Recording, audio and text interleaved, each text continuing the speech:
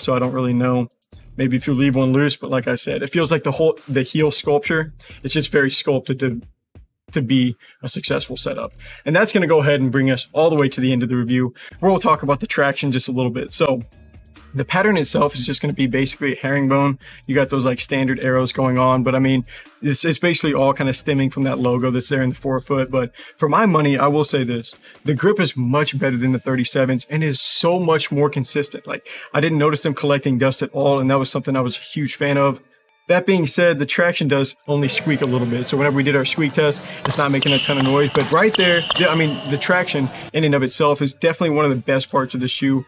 Pretty much kind of the pair right there alongside support. I mean, the Jordan 37s, they just weren't very consistent. Playing in the 37 lows, that's actually the shoes that I got back over here to my corner. One thing I didn't bring up, like I said, the 37s, they didn't do a good job reinforcing the upper.